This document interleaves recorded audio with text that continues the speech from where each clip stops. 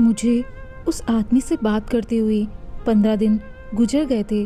उसकी आवाज़ ऐसी जादू भरी थी कि मैं तो उसको आवाज़ के जादू में ही खोकर रह गई थी। उसकी बातों ने मेरी नींद उड़ाकर रख दी थी। कौन कहता है कि मर्द औरत की मोहब्बत में पागल हो जाता है, दीवाना हो जाता है, उसका आशिक बन जाता है। मैं एक लड़की होकर उस आदमी की आवाज़ की दीवानी थी। मेरा जी चाहता था कि वह रात भर अपनी बातों का रस मेरे कानों में घोलता रहे और मैं उसकी बातों को सुनती रहूं। अभी मेरी उम्र ही क्या थी, मैं सिर्फ 19 साल की हुई थी और मैं बीकॉम फर्स्ट ईयर की स्टूडेंट थी। नई नई जब कॉलेज में गई तब से लड़कियों की बातों ने तो मेरी दिलचस्पी पढ़ाई से हटा दी और इश्क मोहब्बत की तरफ मोड़ दी थी। मेरे दोस्त अक्सर मुझे अपने बॉयफ्रेंड के बारे में किस्से कहानियाँ सुनाती और मैं बड़ी दिलचस्पी से उनकी बातें सुनती थी। एक बार मेरी दोस्त मधु मुझसे कहने लगी, तुम क्या खामोशी से हमारी बातें सुनती रहती हो, अपनी भी तो कोई दास्तां सुनाओ। उसकी बात सुनकर मैंने ठंडी आह भरी थी। मैंने कहा, मेरी कौन ऐसी दास्तान है, मेरा ऐसा कोई चक्कर नहीं है। मेरी बात सुनकर उसने हैरत का इजहार किया था। कहने लगी, परिधि तुम इतनी खूबसूरत हो, ऐसे कैसे मुमकिन है कि कोई लड़का तुम्हारे हुस्न का दीवाना ना हुआ हो। मैंने कहा कि मैंने कभी किसी लड़के को देखने की कोशिश नहीं की। सच तो यह है कि अंदर ही अंदर मुझे इन सब बातों से डर भी लगता था। वह कहने लगी, तुम तो पागल हो। अरे तुम्हारे मोहल्ले में इधर उधर के बहुत से लड़के रहते होंगे, उन्हें देखा करो, उनको देखकर स्माइल पास किया करो। अब वो दौर नहीं है कि लड़के लड़कियों के पीछे घूमते रहे। जब तक लड़कों को लड़कियों की तरफ से रिस्पॉन्स नहीं मिलता वह भी आगे नहीं बढ़ते। छुट्टी के बाद मैं घर आ गई। घर आकर जब रात को सोने के लिए अपने कमरे में लेटी तो मुझे लगा कि मधु की बात ठीक है। मेरी सब दोस्तों को किसी न किसी के साथ दोस्ती है। किसी का अपने मोहल्ले के लड़के से ही अफेयर चल रहा है तो कोई कॉलेज के लड़के से ही दोस्ती की हुई है। इतनी खूबसूरत होने के बावजूद भी मेरा कोई बॉयफ्रेंड ही नहीं है। दोस्ती करने में तो कोई हर्ज नहीं होता, बस एक दोस्ती ही तो करनी है। मेरे मम्मी पापा दोनों ही जॉब करते थे। मैं उम्र के जिस हिस्से में थी मुझे अपनी माँ की ज्ञान की ज़रूरत थी ताकि वह मुझे अच्छा और बुरा सिखा सके, लेकिन उनके पास तो समय ही नहीं था। मेरे अम्मी पापा दोनों ही ऑफिस में जॉब करते थे और शाम को जब वह घर आते तो आते ही मेरा माँ किचन के कामों में बिजी हो जाती और पापा भी अपनी फाइल्स लेकर बैठ जाते और ऑफिस के कामों में बिजी हो जाते। पूरा दिन मुझे बस यही इंतज़ार रहता कि कब मेरे माँ बाप घर आएंगे तो मैं उनसे बातें करूँगी, लेकिन यहाँ मौका मुझे नहीं मिलता था। 10वीं क्लास तक तो मेरी दिलचस्पी अपने कोर्स की किताबों में ही थी, लेकिन कॉलेज में आकर मैं रोमांटिक नॉवल पढ़ने लगी थी। अपने दोस्तों से मैं रोमांटिक कहानी की किताब लेकर आती थी, लेकिन जब मैं उनको पढ़ती थी तो हीरो हीरोइन के बोल्ड से सीन पढ़कर और रोमांटिक लाइंस पढ़कर मेरे दिल में भी अजीब से जज्बात उभरने लगते थे। कई बार तो हीरो हीरोइन के ऐसे ऐसे लाइन कहानियों में लिखे होते जिन्हें पढ़कर मेरे पसीने छूट जाते थे और मैं ख्यालों की दुनिया में चली जाती कि यह सब कुछ मेरे साथ भी होता। एक बार मेरे मोबाइल पर एक अननोन नंबर से कॉल आई। रात के 2 बज रहे थे। मैंने फ़ोन उठाया तो कोई मर्दाना आवाज़ थी। आवाज़ क्या थी, कोई जादू सा था। उस आदमी की आवाज़, उसकी बात करने का अंदाज ऐसा था कि मैं चाहकर भी फ़ोन बंद नहीं कर सकी थी। वह मुझे किसी के बारे में पूछ रहा था। क्या यह मेरे दोस्त अनुराग का नंबर है? मैंने कहा, जी नहीं। फिर वह कहने लगा, फिर किसका नंबर है? वैसे तो मुझे उसके सवाल पर फ़ोन बंद कर देना चाहिए था। यह कहकर ही ये रॉन्ग नंबर है, लेकिन मैंने झट से अपना नाम बता दिया। मैंने कहा, यह परिधि का नंबर है और मैं परिधि ही बात कर रही हूँ। मेरी आवाज़ सुनकर वह हंसने लगा। कहने लगा, आपकी आवाज़ बहुत अच्छी है, मुझसे दोस्ती करोगी? ये सुनकर तो मेरे दिल की रफ्तार बेलगाम घोड़े की तरह भागी थी। ना मैंने उसे कोई जवाब दिया, ना ही मेरा दिल चाहा कि मैं फ़ोन बंद कर दूँ। मुझे अपनी दोस्त मधु की बात याद आने लगी कि अगर ऐसा मौका मिले तो हाथ से जाने मत देना।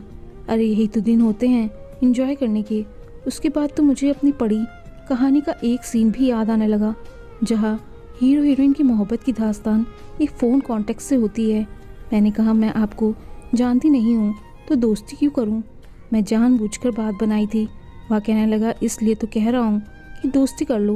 दोस्ती करेंगे तभी तो जान पहचान बढ़ेगी। मैंने कुछ अदाएँ और नखरे दिखाने के बाद उससे दोस्ती करने की हामी भर ली। मैं बेहद खुश थी। मुझे तो यूँ लग रहा था जैसे कि मैंने अपनी पूरी दुनिया को अपनी मुट्ठी में कर लिया हो। खैर, गलत रास्ते पर चलने में मज़ा बहुत आता है और यहाँ रास्ता बहुत आसान भी लगता है। मेरे साथ भी ऐसा ही हो रहा था। पछतावा तो इंसान को बाद में होता है, जब सब कुछ खत्म हो चुका होता है। मुझे अभी कुछ दिन ही उस इंसान से बात करते हुए थे कि उसने जो फरमाइश मेरे सामने रखी थी, मैं तो समझ ही नहीं पा रही थी कि जवाब क्या दूँ।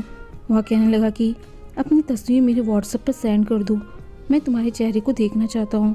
मुझे यकीन है कि जैसी तुम्हारी आवाज़ खूबसूरत है, तुम खुद भी खूबसूरत होगी। ये सुनकर मैं सोच में पड़ गई थी कि क्या करूँ क्या ना करूँ। मैंने सोचा कि मुझे मधु से पूछना चाहिए। मैं अगले दिन कॉलेज जाते ही मधु को अपना हमराज बना लिया। मेरी बात सुनकर पहले तो वह एकदम से चौंक पड़ी और फिर खुश हो गई। कहने लगी, तुमने तो बड़ा ही अक्लमंदी का काम किया है। अरे यही तो दिन होते हैं हवाओं में उड़ने के, मौज मस्ती करने के। उसके बाद तो बस ज़िंदगी की जिम्मेदारियों में बन जाते हैं। फिर कहने लगी कि तुम घबराओ मत और अपनी तस्वीर भेज दो। मैंने कहा कि बस मुझे यही डर है कि किसी अजनबी को अपनी तस्वीर भेजना कुछ गलत ना हो जाए। मैं समझ नहीं पा रही थी कि मैं क्या करूं क्या ना करूं। मेरी माँ से मेरा कोई दोस्ताना माहौल ना था कि मैं अपने दिल की बात उनसे कह पाती। तो मेरी कोई भी बात ध्यान से सुनती ही नहीं थी। उनके पास इतना टाइम ही नहीं होता था, कभी मेरे पास बैठती ही नहीं थी। जब भी मैं उनसे बात करने के लिए उनके पास बैठती तो अपने पर्स से ढेर सारे पैसे निकाल कर मेरे हाथ पर रख देती और कहती कि ज़रूरत हो तो बता देना, अपनी पढ़ाई पर ध्यान दो।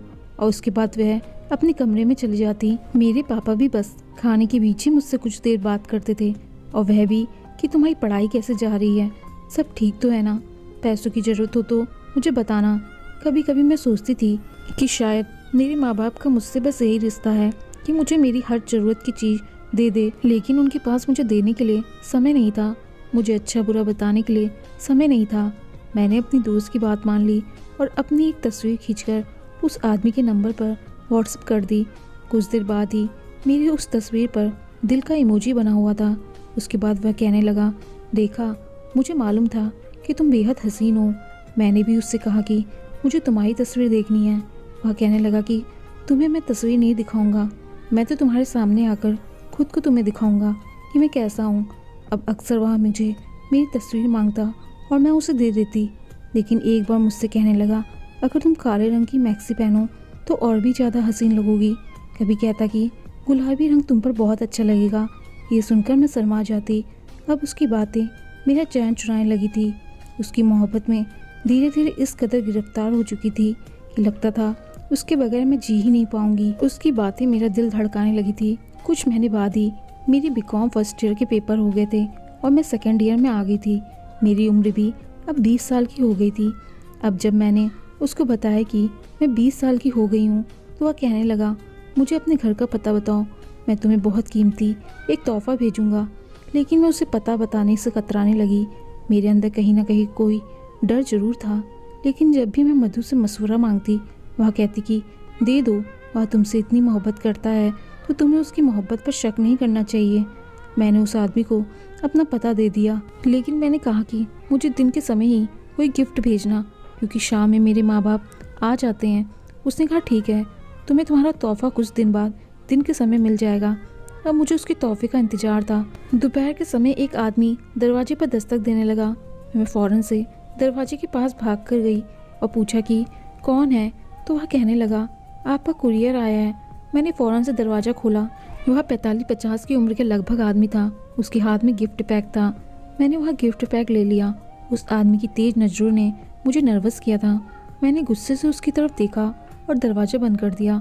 जब वह तोहफा अपने कमरे में जाकर खोला तो मेरे होश उड़ गए थे। वह एक बहुत ही महंगी खूबसूरत मैक्सी थी जो कि लाइट काले रंग की थी, लेकिन उसका गला आगे पीछे दोनों तरफ से काफ़ी गहरा था। मुझे वह मैक्सी तो बेहद पसंद आई थी, लेकिन मैं सोच रही थी कि मेरी माँ ने अगर यह मैक्सी मेरी अलमारी में देख ली तो वह पूछेगी कि इतनी फैंसी मैक्सी तुम्हारे पास कहाँ से आई है, तो मैं उन्हें क्या जवाब दूंगी। मैं अभी यही सोच ही रही थी कि तभी मेरे मोबाइल पर बेल बजनी शुरू हो गई। देखा तो वही नंबर था जिसकी मोहब्बत में मैं दीवानी हो गई थी। उस लड़के का नाम प्रखर था। मैंने फ़ोन उठा लिया। प्रखर कहने लगा, तुम्हें तुम्हारा तोहफा पसंद आया? मैंने कहा हाँ, तोहफा बहुत पसंद आया। वह कहने लगा, तो फिर तोहफा देने वाले का हक भी अदा करो। मैं उसकी बात समझ नहीं पाई थी। वह कहने लगा कि मुझे तुम्हें इसी मैक्सी में देखना है। यह सुनकर तो मैं घबरा गई थी। मैंने कहा, तुम कैसे देख सकते हो? वह कहने लगा, वीडियो कॉल पर देखूंगा, और देखो, इनकार मत करना वरना मैं तुमसे नाराज़ हो जाऊंगा। मैं उसे नाराज़ नहीं करना चाहती थी। मैंने कहा ठीक है, मैं भी तैयार होती हूँ। मैंने वहाँ मैक्सी पहन ली। ऐसी फैंसी ड्रेस मैंने आज तक नहीं पहनी थी। भले ही मेरे मम्मी पापा मुझे समय नहीं देते थे, लेकिन मेरी परवरिश ऐसी नहीं थी कि मैं इस तरह की ड्रेस पहनती। मैं हमेशा फुल कपड़े पहनती थी, इसलिए वह मैक्सी पहनकर मैं खुद को ही देखकर शर्मा गई थी। मैंने एक दुपट्टा ले लिया। जैसे ही वीडियो कॉल की बेल बजी, मेरा दिल जोरों से धड़कने लगा। मैं बहुत नर्वस रही थी। पहली बार उस लड़के को यूँ अपने सामने रूबरू देख रही थी। दिल में तो मेरी भी बहुत शौक था कि मैं देखूंगी कि वह कैसा है। मैंने अपना दिल थामा और वीडियो कॉल ऑन कर दिया। लेकिन यह क्या, सामने बिल्कुल अंधेरा था, कुछ भी दिखाई नहीं दे रहा था सिवाय दो आँखों के। शायद कमरे की लाइट बंद थी। मैंने कहा कि अंधेरा क्यों है, तो वह कहने लगा कि मैं तुम्हें अभी अपना चेहरा नहीं दिखाना चाहता, लेकिन बहुत जल्दी दिखाऊंगा। वह मेरी तारीफ़ करने लगा। मैंने जितने भी ख्यालों में तुम्हें सोचा था कि तुम इस ड्रेस में ऐसी लगोगी वैसी लगोगी, लेकिन मेरे सारे ख्याल तुम्हारे इस हुस्न के आगे कुछ भी नहीं है। यह सुनकर मैं शर्मा गई थी। फिर वह कहने लगा, अपना दुपट्टा उतार दो, मुझे तुम्हें बिना दुपट्टे के देखना है। यह सुनकर मेरा दिल धक से रह गया। आज पता नहीं क्यों प्रखर के अंदाज बदले बदले लग रहे थे। हम दोनों को फ़ोन पर बात करते हुए काफ़ी दिन हो गए थे, लेकिन कभी उसने थर्ड क्लास टाइप की बात नहीं की थी। लेकिन आज वह ऐसी बातें क्यों कर रहा था। मैंने इनकार कर दिया। वह कहने लगा, आज तुम्हारी नहीं सुनूंगा, बस वह करो जो मैं कह रहा हूँ, वरना मैं तुमसे नाराज़ हो जाऊँगा। तुम्हें कभी भी फ़ोन नहीं करूँगा, तुमसे बहुत दूर चला जाऊँगा। मैं उसकी नाराज़गी किसी भी सूरत में बर्दाश्त नहीं कर सकती थी, इसलिए मैंने वही किया, वही जो वह कह रहा था। उसके बाद वह मुझसे जो जो कहता गया मैं वही करने लगी। बाहर दरवाजे की दस्तक पर मैं बुरी तरह से घबरा गई थी। मैंने फ़ौरन से फ़ोन बंद कर दिया और अपनी ड्रेस जल्दी से बदल ली और बाहर चली गई। बाहर मेरे माँ बाप ऑफिस से वापस आ चुके थे। मैं कुछ परेशान सी हो गई थी। मुझे इस तरह घबराया हुआ देखकर वह कहने लगे, तुम्हें क्या हुआ है, इतनी परेशान क्यों लग रही हो। मैंने कहा कि नहीं, मैं बिल्कुल ठीक हूँ। वो दिन शाम को मेरी माँ ने मुझे कहा कि हमें किसी के घर पार्टी पर चलना है, तैयार हो जाना। काफ़ी शानदार पार्टी थी, जहाँ मैं अपने माँ बाप के साथ शायद पहली बार गई थी, वरना वह लोग कहीं भी जाते तो अकेले ही जाते थे, कभी मुझे अपने साथ लेकर नहीं गए थे। लेकिन अगले दिन मेरे माँ बाप ने जो कुछ मुझसे कहा, मैं तो हक्का बक्का उन्हें देखते रह गई। वह कहने लगी कि उस पार्टी में मौजूद मेरी दोस्त ने तुम्हें अपने बेटे के लिए पसंद किया है, उनके बेटे को भी तुम पसंद आई हो, और उन्होंने कहा है कि हम बहुत जल्दी ही तुम्हारी मंगनी उसके साथ कर देंगे। यहाँ सुनना था कि मैं रोने लगी। मैंने कहा कि मुझे शादी नहीं करनी। मेरी माँ कहने लगी, क्यों नहीं करनी, देखो हम तुम्हारी शादी अभी नहीं करेंगे जब तक कि तुम्हारी पढ़ाई पूरी नहीं हो जाती, लेकिन रिश्ता तुम्हारा वही होगा जहाँ हम चाहते हैं। वह लोग बहुत अच्छे हैं, बहुत अमीर हैं, तुम एक अच्छी ज़िंदगी गुजारोगी। लेकिन बात शायद मेरे हाथ से निकल चुकी थी। मैं तो उस आदमी की मोहब्बत में पागल हो चुकी थी। मैंने कहा, मैं किसी और को पसंद करती हूँ और उसी से शादी करूँगी। यह सुनकर तो मेरे पापा आपे से बाहर हो गए थे, मुझे थप्पड़ मारा और मेरी माँ से कहने लगे कि हम इसके लिए दिन रात मेहनत कर रहे हैं और यहाँ ना जाने किस आवारा लड़कों से इश्क करती फिर रही है। मेरी माँ भी मुझे बुरा भला कहने लगी, लेकिन मैं रोते हुए बार बार यही कहती रही कि मैं उसके अलावा किसी से भी शादी नहीं करूँगी। मेरी माँ मुझे बाजू से पकड़कर मेरे कमरे में ले गई और मुझे कमरे में बंद कर दिया और कमरा बाहर से लॉक कर दिया। जैसे ही रात को प्रखर का फ़ोन आया, मैंने सारी बात उससे बता दी। यह सुनकर प्रखर कहने लगा, मैं तुमसे शादी करना चाहता हूँ। यह सुनकर मैं एकदम से परेशान हो गई। मैंने कहा, प्रखर यह कैसे मुमकिन है, मेरे माँ बाप नहीं मानेंगे। वह कहने लगा, मैं कल ही तुमसे शादी कर लूँगा। मैंने कहा, प्रखर ऐसा कैसे हो सकता है, मैं इस घर से भाग नहीं सकती। मेरी माँ ने मुझे कमरे में लॉक कर दिया है। वह कहने लगा, तुम चिंता मत करो, जब तुम्हारे माँ बाप काम पर चले जाएंगे तो मैं तुम्हें लेने तुम्हारे घर आऊँगा और फिर हम मंदिर में जाकर शादी कर लेंगे। मुझे उसका आइडिया सही लगा। मुझे अब उसके सिवा कुछ भी नज़र नहीं आता था। अगले दिन जब मेरे माँ बाप ऑफिस चले गए तो वह घर आया था, लेकिन उसने अपने आप को पूरी तरह से छुपा रखा था। मैं उसका चेहरा नहीं देख पा रही थी। मैंने उससे कहा, आप अपना चेहरा दिखाओ, लेकिन वह कहने लगा कि मैं तुम्हें शादी के बाद ही अपना चेहरा दिखाऊंगा। वह मुझे एक मंदिर में ले गया और हम दोनों ने मंदिर में जाकर शादी कर ली। उसने मुझे घर छोड़ दिया और कहने लगा कि तुम अपने माँ बाप से कहो कि तुम्हें इस रिश्ते से कोई ऐतराज़ नहीं है, ताकि तुम्हारी कैद खत्म हो जाए, तुम्हारे माँ बाप को तुम पर विश्वास आ जाए कि तुम उसके बताए मेरे रिश्ते पर राजी हो। मैंने ऐसा ही किया जैसे प्रखर ने कहा था। मैंने अपनी माँ से कह दिया कि मुझे आपके लाए हुए रिश्ते पर कोई ऐतराज़ नहीं। मेरी माँ ने यह सुनकर खुश हो गई, मुझे गले से लगाकर कहने लगी, जो फैसला हम तुम्हारे लिए करेंगे बेहतर ही करेंगे। तुम बाद में यही कहोगी कि हमने तुम्हारे लिए अच्छा ही किया। खैर, मैं जो कदम उठाना चाहती थी वह तो मैं उठा चुकी थी। कुछ दिन में मेरी मम्मी की दोस्त और उनके पति आकर मुझे अपने बेटे के नाम की अंगूठी पहनाकर चले गए। मेरी मम्मी पापा मेरी तरफ से दोबारा से बेफिक्र हो गए थे। एक दिन वहाँ ऑफिस गए थे कि पीछे से एक कुरियर वाला आ गया। मैं जानती थी मेरी शादी का पेपर आया होगा जिस पर मुझे साइन करके उस आदमी को वापस करना है। मैंने उन पेपरों पर साइन कर दिए। वह कहने लगा, आपको अपना आधार कार्ड का नंबर भी बताना पड़ेगा। मैंने उसे अपना नंबर भी दे दिया। मैं अपना कार्ड देखकर उसे नंबर बता रही थी। वह कहने लगा, मुझे इसकी तस्वीर चाहिए होगी। उसने अपने मोबाइल से मेरे आधार कार्ड की तस्वीर खींच ली और फिर वह चला गया। सारे मामले तय हो चुके थे। अब मैं सुकून से थी कि प्रखर मेरा हो चुका है। लेकिन कुछ दिन बाद ही मुझ पर कयामत टूट पड़ी थी। जब रात के समय हम खाना खा रहे थे तो दरवाजे पर दस्तक हुई। मेरे पापा ने दरवाज़ा खोला तो एक 45 साल का आदमी सामने खड़ा था। कहने लगा, मेरी पत्नी मेरे हवाले कर दो। ये सुनकर मेरे पापा उससे बहस करने लगे। शोर सुनकर मैं और मेरी माँ भी बाहर आ गए थे। मैंने पहले कभी उस आदमी को नहीं देखा था, शायद देखा था। मेरे दिमाग में एकदम से धमाका हुआ। यहाँ तो वही बूढ़ा था जो मेरे लिए गिफ्ट लाया था। वह कहने लगा, मेरी आपकी बेटी से शादी हुई है। उसकी आवाज़ सुनकर तो मैं सांस लेना ही भूल गई थी। यह तो प्रखर की आवाज़ थी।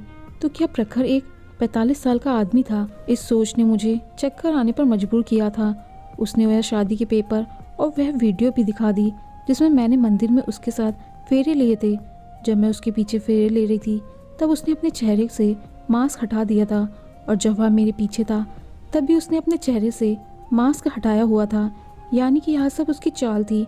वह सिर्फ मेरे सामने ही अपने आप को छुपा कर रखता था। मेरे माँ बाप को हक्का बक्का रह गए थे और मैं पत्थर की मूरत बनी सबकी शक्ल देख रही थी। मेरे साथ बहुत बड़ा धोखा हुआ था, लेकिन यह सब मैंने अपनी बेवकूफ़ी में किया था और मैं इस सब से अब इनकार भी नहीं कर सकती थी।